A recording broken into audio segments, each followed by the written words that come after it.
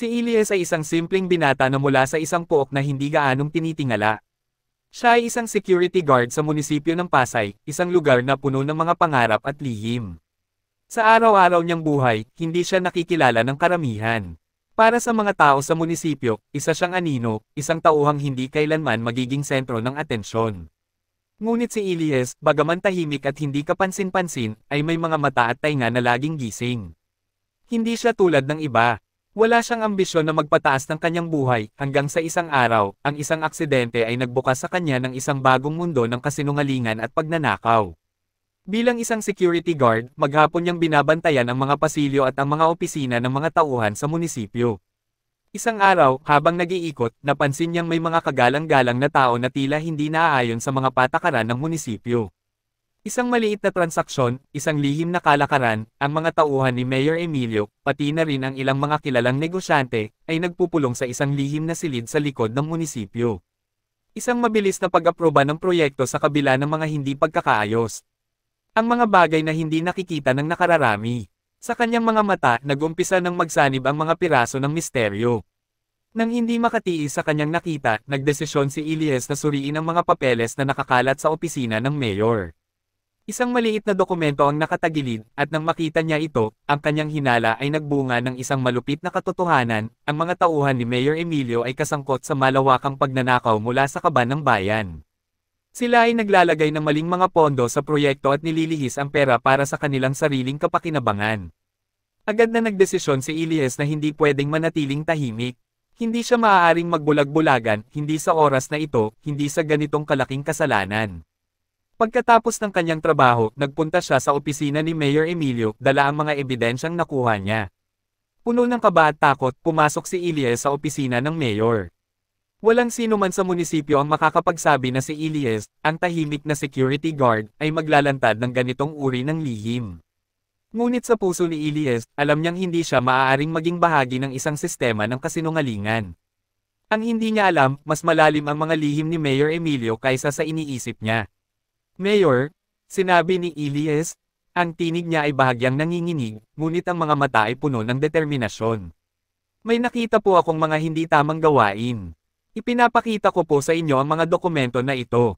Inilapag niya ang mga papel sa lamesa ng mayor. Tahimik na tinitigan ni Mayor Emilio ang mga ito, ngunit makikita sa kanyang mukha ang galit at pagkabahala. Hindi siya natakot, hindi ito ang reaksyon na inaasahan ni Ilyes. Sa halip na magpasalamat, nagalit ang mayor at inutusan ang kanyang mga tauhan na itapon siya palabas ng opisina. Isang maliit na tao lamang ang katulad mo, sigaw ni Mayor Emilio, at hindi mo kayang sirain ang mga taon ng aking tagumpay. Sisiguraduhin kung wala kang magiging bukas dito sa Pasay. At sa isang iglap, tinanggal siya mula sa kanyang trabaho at ipinagtabuyan sa harap ng mga kasamahan niya. Hindi siya pinansin. Ang kanyang pangalan ay tinanggal mula sa mga listahan ng mga empleyado ng munisipyo. Sa kabila ng lahat ng ito, hindi siya umatras. Alam niyang malaki ang tinatago ni Mayor Emilio, at ito ang unang hakbang sa isang mas malupit na laban. Habang naglalakad palabas ng munisipyo, nararamdaman ni Ilyes ang sakit ng pagkatalo. Pero hindi ito ang wakas. Sa kanyang pamilya, siya ay hindi isang ordinaryong anak lamang. Siya ay isang bahagi ng isang makapangyarihang angkan sa Maynila, ang pamilya Hidalgo, isang angkan na may kontrol sa politika at negosyo sa buong bansa. Sa kabila ng simple at tahimik niyang buhay, si Ilyes ay may kakayahang magtanggol sa sarili at sa mga karapat-dapat na laban. Ang mga kasinungalingan at katiwalian ay hindi makakalimutan ng kanyang pamilya. Dahil dito, ipinakilala siya ng kanyang ama sa mga pinakamakapangyarihang tao sa Maynila, mga tao na may koneksyon sa loob ng gobyerno, sa mga negosyo, at sa media. Matapos niyang ailahad ang buong kwento kay Tatay Francisco Hidalgo, ang matandang pinuno ng kanilang angkan, nagsimula silang magplano. Bilog ang mundo, anak, sabi ng kanyang ama habang inaayos ang mga dokumento na natipon. Ang mayor na yan, hindi lang basta maliit na kalaban. May mas malalaking puwersa sa likod niya. Pero, kung magtutulungan tayo, babagsak siya. Huwag mong kalimutan, ang katarungan ay hindi laging makikita sa harap ng mga mata ng lahat. Minsan, kailangan mong labanan ang sistema mula sa loob. Matapos ang matinding pagtalikod ni Mayor Emilio at ang pagkawala ng trabaho ni Ilyes, nagpa siya siyang huwag sumuko. Alam niyang hindi siya pwedeng magtago at magpakita ng takot. Sa halip, ginamit niya ang kanyang koneksyon at mga natutunan sa mga taon ng pagtatrabaho sa Pasay. Alam niyang may sistema ng kapangyarihan ang mayor sa bayan, ngunit may isang bagay na hindi alam ng lahat, si Ilyes ay hindi lang isang simpleng tao. Siya ay anak ng pinakamakapangyarihang pamilya sa Maynila. Isa sa mga unang hakbang ni Ilyes ay makipagtulungan sa mga kaibigan at mga koneksyon mula sa angkan ng Hidalgo. Hindi agad-agad pinakilala ni Ilyes ang mga plano sa kanyang pamilya. Gusto niyang maging maingat. Ang mga pondo, ang mga tao, at ang mga detalye ng plano ay kailangan niyang itago hanggang sa tamang panahon. Ngunit hindi ito naging madali.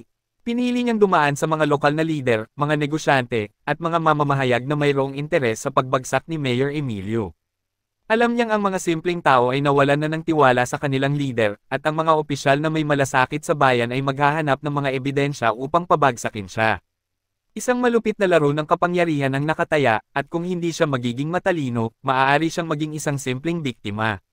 Sa isang madilim na gabi, ipinatawag ni Ilyes ang ilang lokal na lider sa isang lihim na lugar. Isa na rito si Enrique, isang negosyanteng may malalim na koneksyon sa media at gobyerno. Siya ang unang naniwala sa mga ebidensya ni Ilyes at nagsimulang magtulungan upang ipalabas ang mga kasinungalingan ni Mayor Emilio. Ito na ang pagkakataon natin, Ilyes, sabi ni Enrique. Kung makikita ng mga tao kung sino talaga siya, tiyak babagsak ang buong imperyo niya. Pero paano natin magagampanan ito nang hindi tayo matutunton? Tanong ni Ilyes. Hindi siya matatakot, ngunit nais niyang maging maingat. Alam niyang malaki ang sakripisyo sa bawat hakbang. Si Enrique ay tumawa, ngunit hindi ito masaya. Hindi madali, ngunit ang tagumpay ay hindi darating kung hindi tayo magsusugal. Ang mahalaga ay magsimula tayo. Tiwala ako sa'yo. Matapos ang ilang linggong pagpaplano, inilabas nila ang mga unang hakbang, ang paglabas ng mga report sa mga pondo ng munisipyo na nalihis patungo sa mga maling proyekto. Ipinadala nila ang mga ebidensya sa mga reporters, mga investigator, at mga makapangyarihang tao sa gobyerno.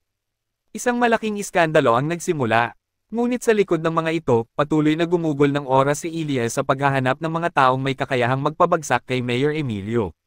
Nakipag-ugnayan siya sa mga dating kaalyado ni Mayor na nahulog sa pagkatalo, pati na ang ilang kasamahan sa munisipyo na hindi komportable sa mga ginagawa ng kanilang lider. Isang araw, isang di inaasahang mensahe ang dumating kay Ilyes mula sa isang hindi kilalang tao. Mag-ingat, may mga mata sa bawat sulok. Naramdaman ni Ilyes ang takot, ngunit hindi siya umatras. Ang mga mata ng mga kasamahan ni Mayor Emilio ay nakatingin na sa kanya, ngunit hindi niya kakailanganin pang magtago. Maghihintay siya sa tamang oras. Ang pagsisiyasat sa munisipyo ng Pasay ay nagsimula ng gumalaw. Mabilis na kumalat ang balita sa mga pahayagan. Ang mga opisyal ng gobyerno ay nagsimulang mag-alinlangan, at ang ilang kasamahan ni Mayor Emilio ay natatakot na ang kanilang mga pangalan ay maisama sa iskandalo. Isang lihim na pagsisiyasat ang nagsimula, ngunit hindi lahat ng tao ay handang magsalita. Sa bawat hakbang ni Ilyes, lalapit ang mga kaaway, ngunit sa bawat paglapit nila, mas lalo siyang lumalakas. Si Enrique, sa kabila ng kanyang mga alalahanin, ay nagsimula ng isang media campaign upang ipadama sa mga tao na hindi lamang si Mayor Emilio ang may kasalanan. Binanggit nila ang mga pangalan ng mga negosyante, mga opisyal, at mga tao na kasangkot sa pagnanakaw. Pinangunahan ni Ilyes ang mga operasyong ito gamit ang mga koneksyon ng kanyang pamilya upang matiyak na walang makakaligtas na mga sospek. Habang ang mga pondo ng munisipyo ay pinapalitan ng mga lihim na operasyon, si Ilyes ay nagsimula ng pagtutok sa susunod na hakbang, ang pagpapakita ng buong isyo sa publiko. Pinipilit niyang magsagawa ng mga hakbang upang lumabas ang katotohanan, na walang makapipigil sa mga plano ng kanyang pamilya. Hindi siya pwedeng magpatalo. Ang kwento ay maaaring magpatuloy dito, habang lumalawak ang saklaw ng paghihiganti ni Ilyes at ang masalimuot na pakikisalamuhan niya sa politika, negosyo, at media. Ang mga susunod na kabanata ay magdadala ng mas malalim na twist sa karakter at pagpapakita ng mas malupit na mga kaaway na haharapin ni Ilyes. Habang ang mga impormasyon tungkol sa katiwalian ni Mayor Emilio ay patuloy na lumalabas sa media, naramdaman ni Ilyes na hindi sapat ang mga ebidensya. Alam niyang ang buong sistema ng politika at negosyo ay puno ng mga lihim na hindi basta-basta malalantad. Sa tulong ng kanyang pamilya, gumawa siya ng isang mas malawak na plano. Kailangan niyang maglunsad ng isang pampublikong pagsisiwalat na hindi lamang kay Mayor Emilio, kundi pati na rin sa mga kasamahan nito sa likod ng kanyang kapangyarihan. Isang linggo matapos ilabas ang mga unang ulat, ipinatawag ni Ilyes ang mga mamamahayag sa isang lihim na pagpupulong. Dito, ipinasikat niya ang mga testigo at mga dokumento na magpapatibay sa mga alegasyon laban sa mayor. Kasama sa mga testigo ang mga dating kasamahan ni Mayor Emilio, pati na rin ang ilang mga negosyante na nakipagtulungan sa kanya. Nais ni Ilyes na hindi lamang si Emilio ang maparusahan, kundi ang buong network ng mga taong nagpapaikot ng sistema ng panlilinlang at katiwalian. Ang laban na ito ay hindi para sa akin. Laban ito para sa bayan. Laban ito para sa mga tao na pinagtaksilan ni Emilio, sabi ni Ilyes sa harap ng mga mamamahayag, ang kanyang boses ay puno ng galit at determinasyon. Ang mga ulat ay mabilis na kumalat. Ang mga tao sa Pasay at buong Maynila ay nagsimulang magtanong at maggalit. Ang mga kilos ni Mayor Emilio ay hindi na maitago. Ang mga proyekto na pinondohan ng mga taxpayer ay napakaliit na lamang kumpara sa mga perang ipinundar para sa mga personal na interes ni Emilio. Ang mga pondo na nilihis ay nagdulot ng malawakang kalituhan at unti-unting nagkakaroon ng epekto sa mga negosyo at komunidad. Ngunit hindi lahat ng tao ay naniwala. Sa likod ng mga nangyayaring ito, may mga alyado pa si Emilio na nagmamasid, handang gumamit ng anumang paraan upang mapanatili ang kanilang mga pwesto at kapangyarihan. Habang ang laban kay Mayor Emilio ay tumitindi, si Ilyes ay nagsimula ng isang mas malalim na pagsisiyasat sa koneksyon ng pamilya Hidalgo sa mga malalaking negosyo at mga pamilya sa gobyerno. Sa mga taon ng pananahimik, ang kanyang ama, si Francisco Hidalgo, ay hindi nagsalita tungkol sa mga gawain ng kanilang pamilya. Pero sa isang lihim na pulong sa pamilya, nagsimulang ibunyag ni Francisco ang mga lihim na matagal nang nakatago. Ang tunay na lakas ng pamilya Hidalgo ay hindi nakasalalay sa negosyo o politika. Ang lakas natin ay ang mga alyansa, ang mga koneksyon na matagal nang itinaguyod, sabi ni Francisco habang tinitingnan si Ilyes. Ngunit tandaan mo, anak, hindi lahat ng laban ay laging makikinabang tayo. Minsan, may mga sakripisyo. Ang mga pahayag ng kanyang ama ay nagpaisip kay Ilyes. Sa kabila ng kanyang pagmamahal at debosyon sa pamilya, nagsimula siyang magtaka kung ang pamilya Hidalgo ay may kakayahang labanan ang sistema ng katiwalian, hindi ba't may mga sakripisyo na kailangan nilang harapin. Anong ibig mong sabihin, tatay? Tanong ni Ilyes, hindi maintindihan ang malalim na ibig iparating ng kanyang ama. Ang mga lihim ng pamilya ay hindi madali. Minsan, ang mga kakampi natin ay nagiging kalaban.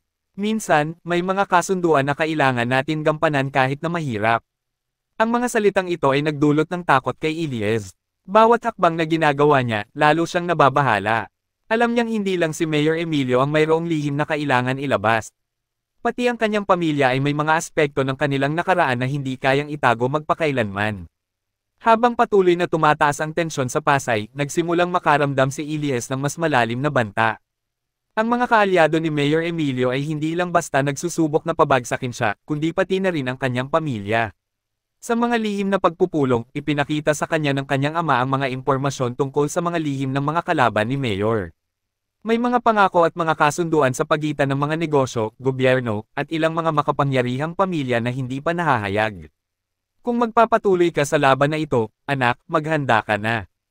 Hindi lang si Emilio ang magiging kalaban mo, babala ni Francisco.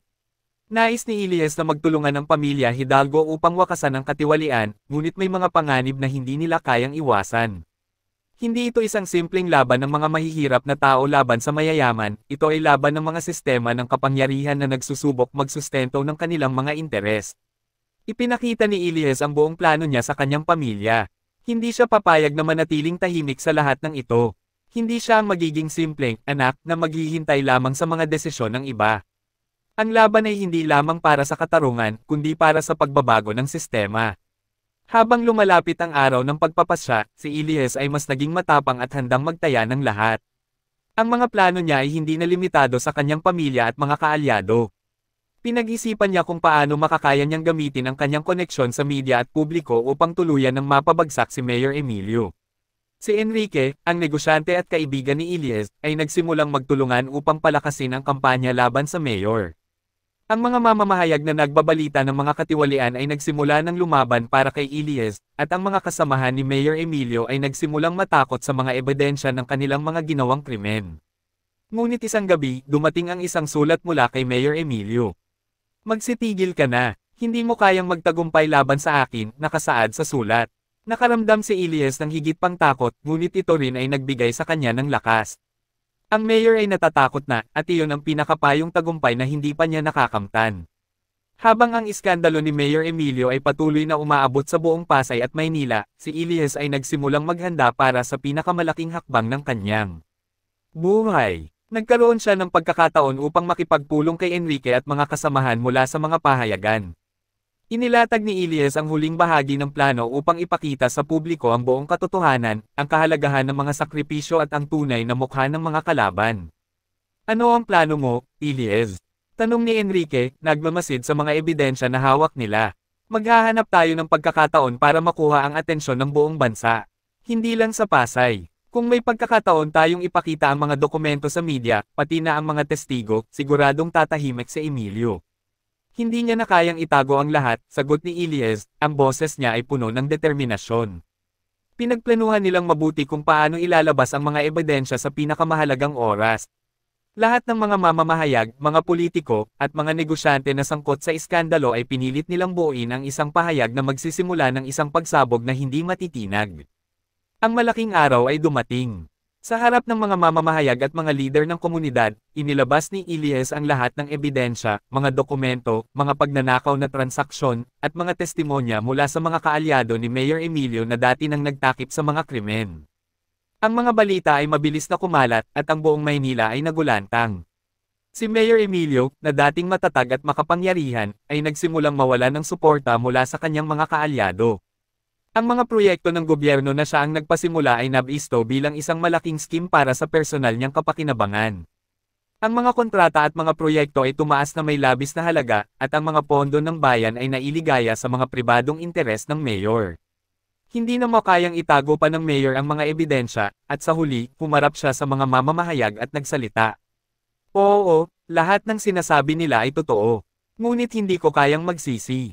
Kung ano man ang mangyari sa akin, sigurado akong matutunan ko ang tunay na halaga ng kapangyarihan. Ang mga salitang ito ay nagpasabog ng isang bagong pagsabog ng galit sa mga mamamayan. Ngunit hindi na ito ang punto.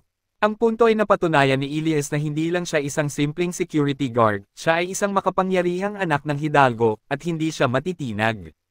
Ang takbo ng kasaysayan ng Pasay ay nagbago ng tuluyan. Si Ilyes, matapos ang lahat ng laban at sakripisyo, ay narating ang tagumpay na inaasam. Ang mga pondo ng munisipyo ay naibalik sa mga proyekto na makikinabang ang mga mamamayan. Si Mayor Emilio, matapos ang matinding pagdinig at presyon mula sa publiko, ay pinatawan ng mga kasong kriminal. Habang nagbabalik loob sa mga mamamayan, si Ilyes ay nagsimulang mag-isip tungkol sa susunod na hakbang. Hindi lang ang laban na ito ang nagtakda ng kanyang buhay, kundi pati na rin ang mga relasyon sa pamilya at ang pagmumuni tungkol sa hinaharap. Dumating siya sa isang desisyon, kung ano man ang mangyari, ang laban na ito ay para sa lahat. Para sa bayan, para sa pamilya, at para sa sarili ko. Nagpasya siyang magpatuloy sa pagiging bahagi ng pagbabago sa Pasay at buong Maynila, ngunit hindi na siya maghihintay ng pagkakataon. Gamit ang kanyang lakas at koneksyon, nagsimula siyang magsanay ng mga bagong leader na tapat sa bayan. Hindi na siya babalik sa pagiging isang simpleng tao lamang. Ngayon, alam niyang may kakayahan siyang makipaglaban sa sistema at manalo. Ipinagdiwang ng buong Pasay ang tagumpay ng kanilang laban. Si Ilyes ay hindi na lamang isang anak ng makapangyarihang pamilya, siya ay isang simbolo ng pag-asa at pagbabago. Ang pagkatalo ni Mayor Emilio ay nagsilbing aral sa bawat isa, hindi palaging ang mga nakatataas ang may hawak ng kapangyarihan, at ang bawat tao ay may kakayahan upang baguhin ang sistema. Si Ilyes, ngayon ay isang leader na may malasakit sa mga tao, ay nagpatuloy sa pagtulong sa mga mahihirap. Ang mga karanasan niya sa munisipyo at ang mga sakripisyo ng kanyang pamilya ay nagbigay sa kanya ng mas matibay na pananaw sa buhay. Ang buhay niya ay nagbago, at ito ay simula pa lamang ng mas malaking laban para sa tunay na katarungan.